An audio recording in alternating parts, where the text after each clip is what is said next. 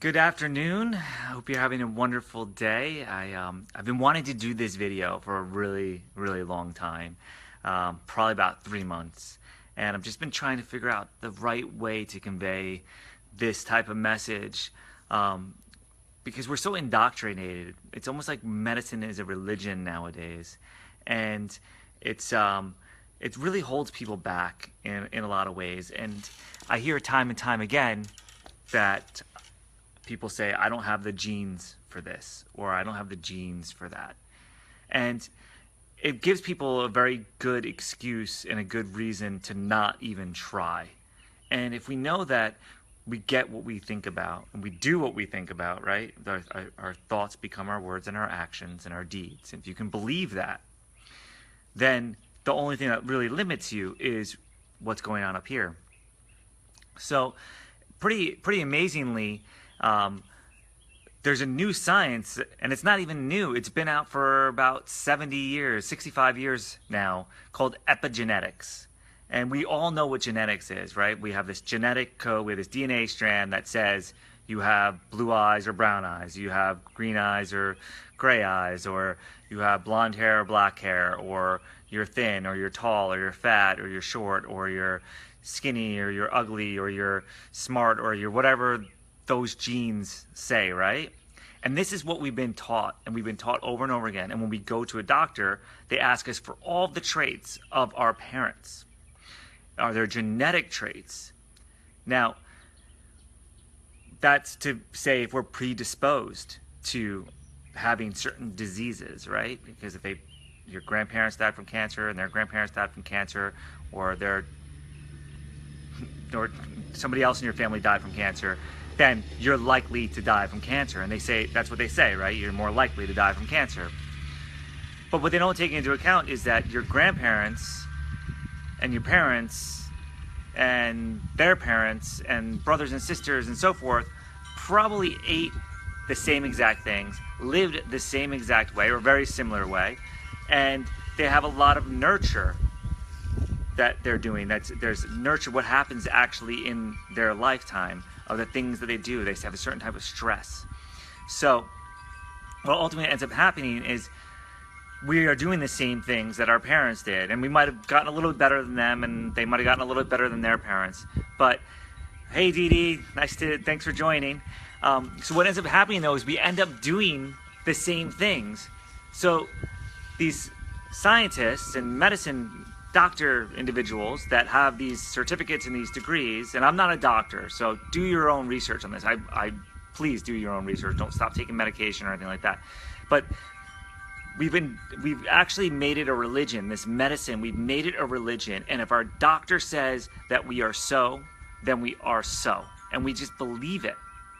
And it becomes a limiting belief for a lot of us. We think we're not capable of actually healing ourselves, and we have everything in our body that created us, that all exists to actually heal us. We just have to provide it with the direction, and the direction starts with the thoughts. The thoughts will actually allow us to eat better or exercise or change whatever habit we need to change to improve our life. We can also change habits to make things worse for us, right?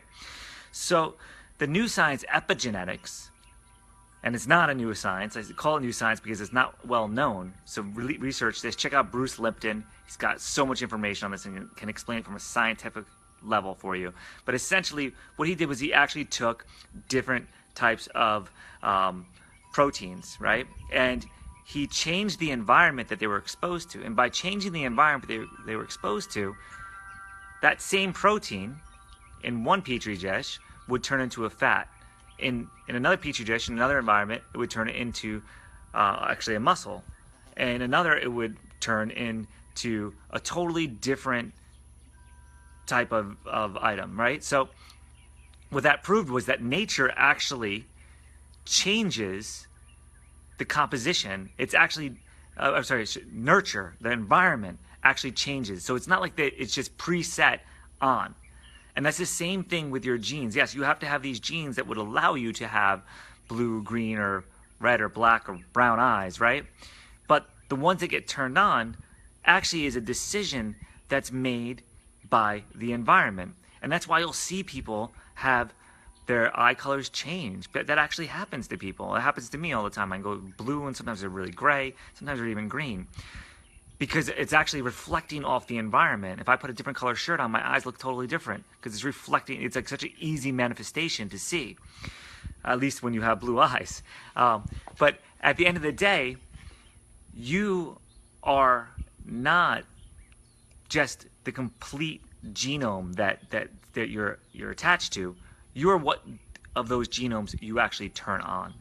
And the way you turn them on or off is actually based on the actions that you take, the environment that you put in, the pieces, those elements. And it's really hard to hear sometimes because it makes it much easier to just say, well, you know what, I was born fat, or I was born skinny, or I was born tall.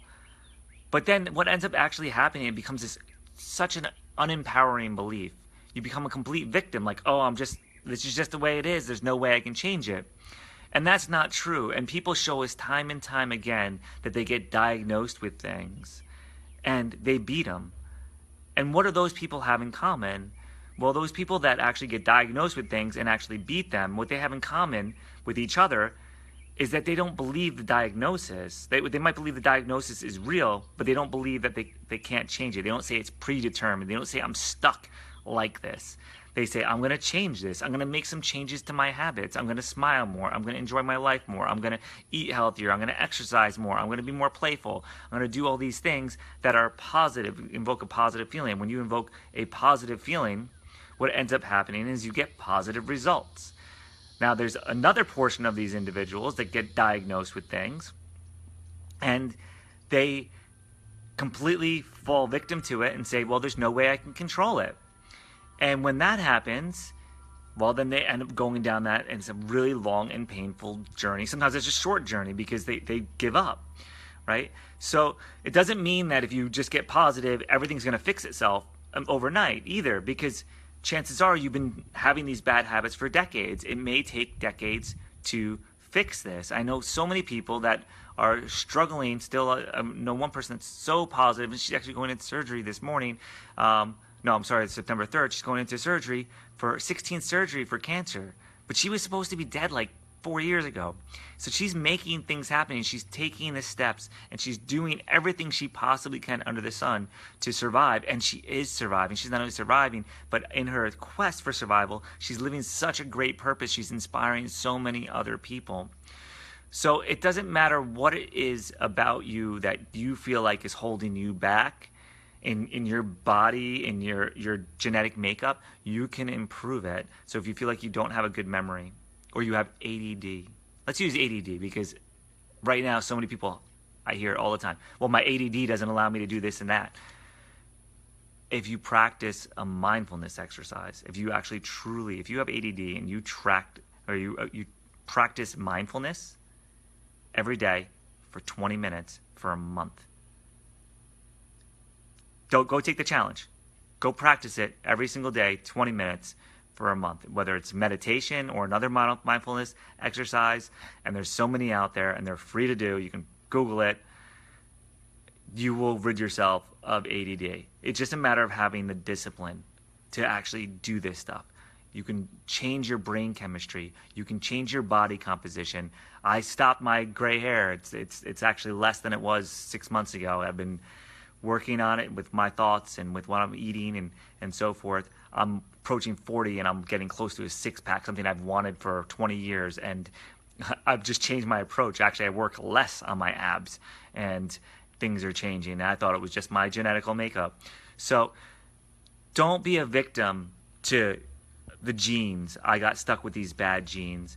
And just to give you one more example, what you find is there's a lot of power in nomenclature. So my former business partner, his last name is Lastoria, which if you're Italian, you would know that means the storyteller. And this guy can tell stories like crazy. And that's what his whole family and everything did. But it's not because he was predisposed to having the genes to tell a story. It was because that was something that was passed on. It's just like people that have names that are masons or bricklayers or all the names that you hear all the time. It used to be what the trade was.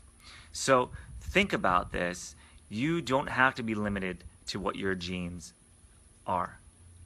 And if you don't believe me, watch some of Bruce Lipton stuff, and he can give you the whole background. But really, all I want you to do is make the choice to challenge the belief that you are stuck with what you have and where you are because of genes holding you back, because you were born this way. It's up to you to change, because when you change in this life, you change the people around you. You change it for better for your children if you have children.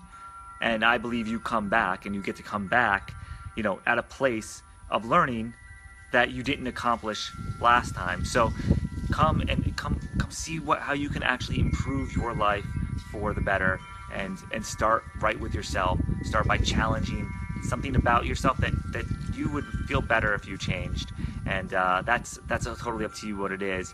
But don't let it hold you back that somebody said you are this, because they're not. They might be an expert on medicine, they might be an expert on a certain thing, but they're not an expert on you. You're an expert on you. If you want some further reading, check out Patient as the CEO. It's by Robin Farmarian. She was actually a princess. She had all kinds of diagnoses of diseases, had part of her colon removed, like this young, beautiful firecracker woman. And then she woke up to this stuff, and she's like, whoa, I can completely change this. I can run this. I can learn this. I can figure this stuff out. So don't just let somebody that's got a degree tell you who you are. And just one parting thought for you guys. Just think about, what do you call the doctor that graduated last in his class? What do you call the doctor that graduated last in his class? Call him doctor. So it doesn't matter how good of a doctor they are. They could have graduated last in their class, but you still call them doctor. So go find a doctor that gives you the answer you want to believe and you want to hear, and then you'll have even more empowering beliefs to go accomplish it, because you can change anything. You can change any disposition about yourself. It's all about this. It's all about the quest. It's all about purpose. It's all about you. And it's up to you to take the bull by the horn, to take the reins, to make things happen, because nobody's going to do it for you. So I wish you the best of luck. Check out Bruce Lipton. He's on YouTube, bunch of videos. Check out Robin Farmarian. I know it's a long last name. That's the Patient as a CEO. Ask me any questions. I'll be more than happy to answer them. Have a great day, and live your journey. Enjoy yourself. You have all the tools.